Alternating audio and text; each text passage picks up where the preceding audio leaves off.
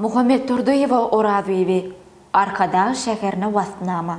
Beyik deselenlep çarpaya galan. Asmanatı uçup baryan misalay.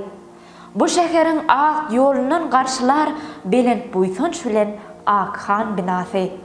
Kahraman milletin kahraman oğlu. Arkadağın adı dillere sena. Arkadağ binası buysonç bu yere. Hem bu yere derecedir bu bina. Bu bina hem ehli halkın hosarı. Ediz arkadağın adın götürüye. Huvan narlığa meteş çağaların geleceğine ulu umut dörötye.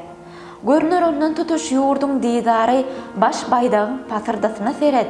Senladığın sayı artır kuvatın mertebeli yerlin ruhunun medet.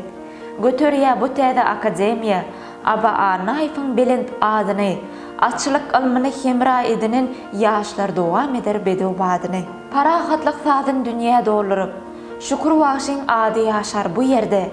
Bu binada sunğut joşar hem ösür ustad penni bakı galar jigerde. Bu oku binası sunğut ustadı, Sahacep barfın aydım heninne. Dutarın ovaza bağışın mukamı bu yerde taliplan gollu serinne.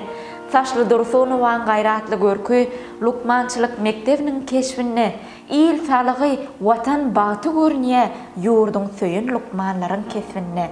Yurdumuzda gurlun ilkinci gedek, dövlet açılık sirkinin binası. İyi bolun görüğlüğünün adına təsin sunğutların kamil güvəsi.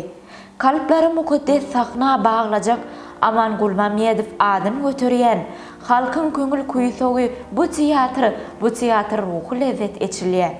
Arkada Şeker Kitaphanası Dövlet Mehmet Azadi'nin isminne içinde aklın altın goru var paykasmanısı var daşkı keşfinne. Asırlık kesfini sayılan yaş molimlerin mekanı bu bina hem kaşan kamil hem ehli yeri avadan. Bermuhammed Anayf ustad molim kamil ansan bugün adın bu mektepte şuhratlanıp dur yanadan.